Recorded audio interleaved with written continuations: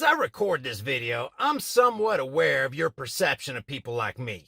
Brian, you're just a long-haired, burned-out hippie who's got the attention span of a lifeless hummingbird that's being devoured by a hungry house cat. And that's fine.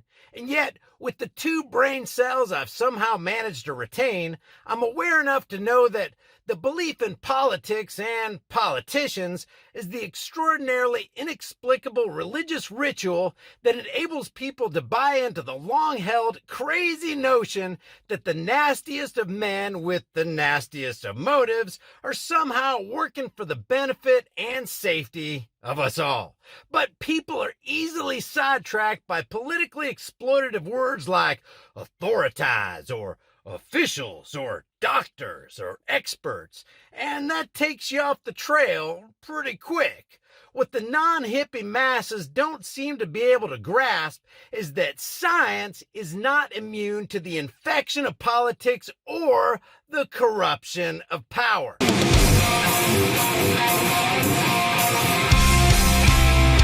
Matter of fact, science that's used to control you under the guise of keeping you safe isn't science at all. It's a propagandized ruse. It's a trick. It's a dog and pony show, like a smokescreen, designed to deceive the simple-minded. What you gotta understand is that the government is simply a nationwide crime syndicate with a top-notch public relations marketing firm, a sea of lawyers, and the best wardrobe department your unborn great-great-grandchildren's money can buy.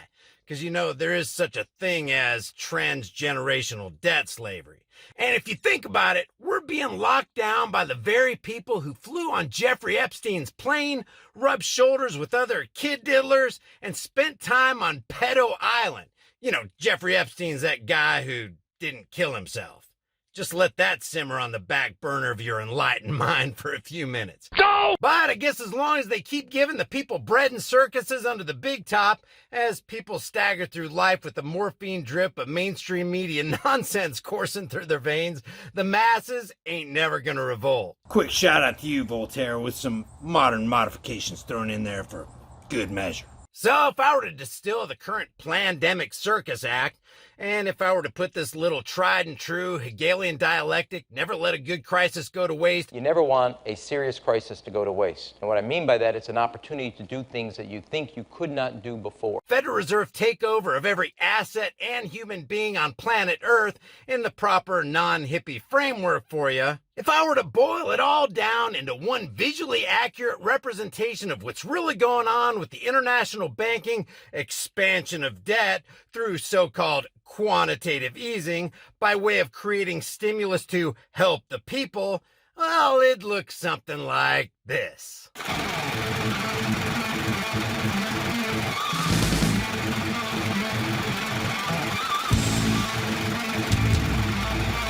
If you get something positive out of a brain-dead hippie like me, hit the subscribe button and the bell notification icon, give this video a thumbs up, share it with everybody you know everywhere you can on social media, and I'll see you guys in the next heavily censored shadow ban video.